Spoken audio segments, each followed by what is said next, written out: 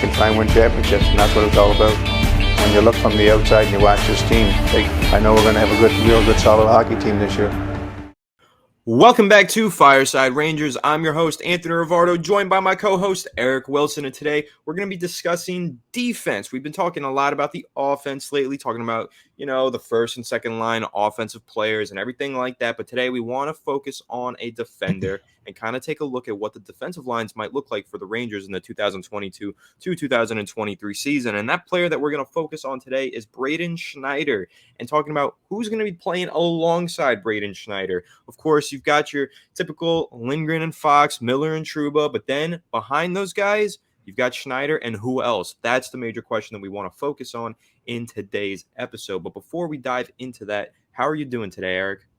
I'm doing good. This is an interesting episode to film because, the defense is pretty much going to look pretty identical to what we saw last season. Lindgren and Fox on the first line and then Miller and Trouba on the second line. All four of those are a lock. And it's pretty safe to say that Schneider has earned his place on the third line, third defensive pairing for now. But, last season he spent a little bit of time with Justin Braun, then some more time with Patrik Nemeth. So now the question is really just which of our defensive prospects is going to be called up to the Rangers. So it should be fun to talk about.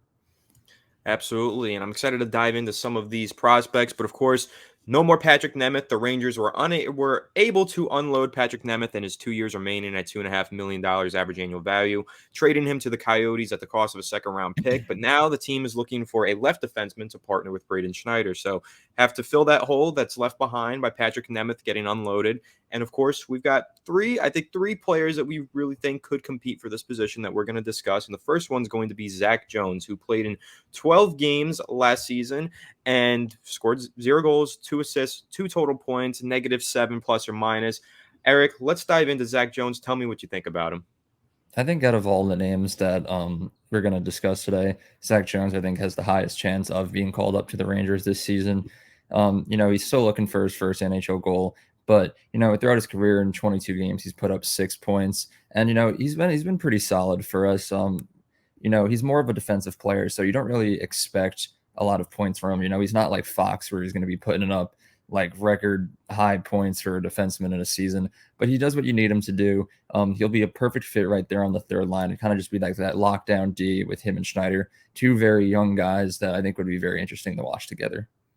Yeah, young guy and Zack Jones, of course, 21 years old, and he's in the final year of his entry-level deal. Comes with a low cap hit, under $1 million, $925,000 this season with the cap hit.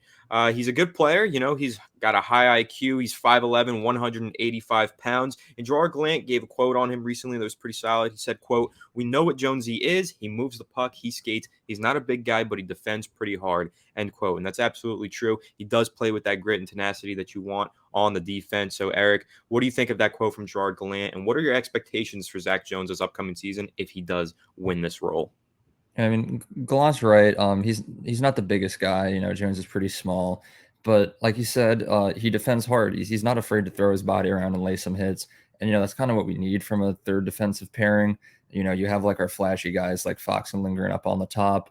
Trouba and Miller kind of like a little like even defensive, like offensively and defensively. They'll defend, but they'll also try to take the puck up as well. And then, Jones, he's just a great defensive defenseman. He won't be afraid to block shots, lay out his body, and I think he would fit right in. Yes, sir, and I agree with that. But let's talk about someone who's a little bit larger, right? We're talking about an undersized guy in Zack Jones, 5'11", 185. Let's talk about Matthew Robertson, 6'4", 201 pounds, big dude there. Also 21 years old, left-handed defenseman, was selected by the Rangers in the second round of the 2019 NHL draft. And he has the size to play in the NHL, but he has taken a little bit of time to develop. And, so there's other prospects that we think have developed better, Zack Jones being one of them. But there's a quote from Robertson, and he has a pretty big goal for himself this upcoming season. Quote, "My goal next year is to make the Rangers. It's big offseason for me, and I learned a lot last year in Hartford. Having that experience, knowing a little bit more what to expect at camp, the urgency definitely goes up," end quote. So, Eric, I want to get your take on Matthew Robertson and what he is kind of thinking here. And I want to know what you think about the experience that he gained over in Hartford. Yeah, so I won't lie, out of everyone that we're discussing today, I know the least about Matt Robertson. Haven't really gotten the opportunity to see him play that much down in Hartford. But from the things that I have heard about him, I would say are all positives. He's a bigger guy. which definitely helps out a lot compared to Zack Jones. But the fact that his development has taken like a little bit longer, that's not necessarily a bad thing. Not everyone can just come into the NHL and be a superstar. So like the fact that he has been playing in Hartford for the last couple of seasons and slowly building his way up to an NHL level, that's a good sign, because now he's not just instantly being called up and having no idea what's about to happen. He's already had a taste for competitive hockey, playing with some like guys who are also borderline NHL level. So I think if we were to call him up to play against Schneider this season, it would be a very good pair. He's 21 years old, so pretty young, just like a year older than Schneider. Schneider's only 20 now. So I think they'd be a very solid, young third defensive pairing. I wouldn't expect greatness from them yet, but maybe working together and then like continuing to learn and study from the guys in the first and second defensive pairings, it could definitely end up working out very well for them.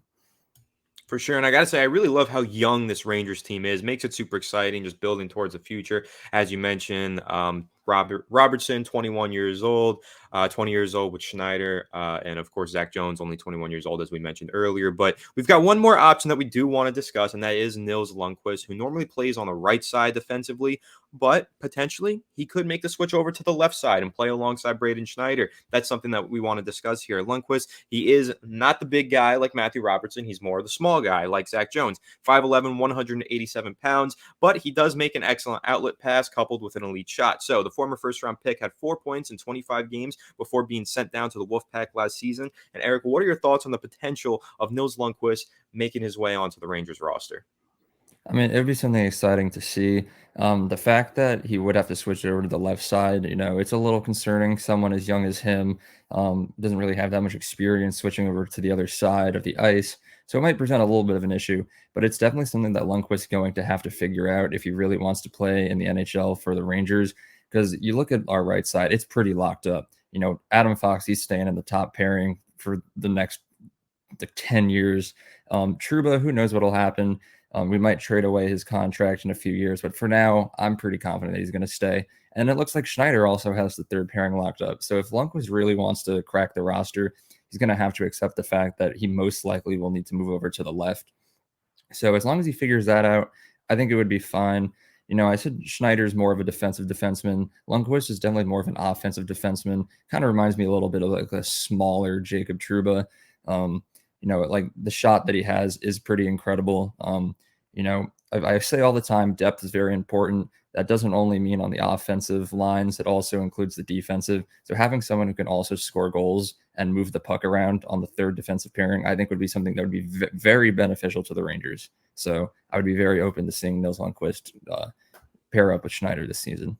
Yeah, I think that would be a really interesting pairing, kind of like a fire and ice scenario, right? You've got a great defender in Schneider, but how about a defender that can kind of add something on the offensive side with Nils Lundqvist? I think that could be really exciting and something that the Rangers should definitely consider. So I guess that'll be something to keep an eye on during training camp as we push on through September and then into October for the regular season. But of course, going over Braden Schneider's stats one last time before we wrap this up. 2022, he did play in 43 games. He put up 11 total points, 2 goals, 9 assists. In the playoffs, he did appear in 20 games, 0 goals, 3 assists, 3 points, -3 on the plus or minus, but that's no huge deal. Of course, with Braden Schneider, I just think that, what he provides defensively is great for the Rangers. I agree with you. I think that he is a lock in that position. You've got Lindgren and Fox on that first line, Miller and Trouba on that second line, and I do think that Schneider locks in at that third line. But Eric, let's go through these 3 guys one last time that could potentially be playing alongside Schneider. You've got Jones, you've got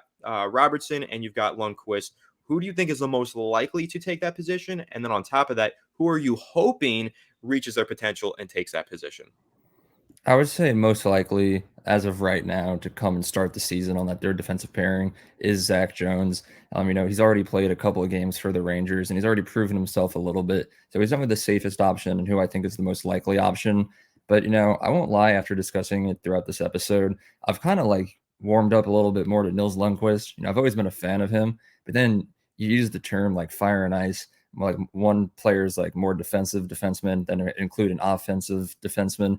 And it reminds me of a couple years ago when we had Ryan McDonough and Dan Girardi, where Dan Girardi was very defensive And then Ryan McDonough was very offensive. And they were like one of the greatest defensive duos in like the Rangers throughout the last 20 years. So to see like a younger version of that start to come up and then potentially like lead the Rangers defense in a couple of years, that's something that I find very exciting. So I would say hopefully, I hope Lundqvist can pull it off, but I would say most likely and the safest option for now is definitely Zack Jones. Yeah, I think we're in the same boat here. I really like that fire and ice idea with Nils Lundqvist and Braden Schneider. I'm hoping to see Nils Lundqvist have a really good training camp and maybe push his way through preseason and into this lineup in the regular season. I think that would be super exciting to watch this young duo right here kind of grow and see how this one can develop. But of course, Zack Jones, the likely answer here to play alongside Braden Schneider. But of course, it's a long off season, it's a long summer, and we'll see what happens come October. I believe it is 11th, playing the Lightning in the regular season. My dog just had a little fun time below me, but it's going to be really exciting. And of course, we're going to be giving you all the updates on the offensive lines, the defensive lines, the lineups, everything about the Rangers. We're going to be updating you right here on Fireside Rangers. Make sure to leave a like if you did enjoy this discussion video and comment down below, who do you want to see playing alongside Braden Schneider? Are you in the Robertson camp, Jones camp, Lundqvist camp? Let us know down below who you think is the best option. Make sure to subscribe if you're new to the channel. Ring the bell so you don't miss a video, and we'll catch you on the next one. Have a good one, and let's go Rangers. He shoots.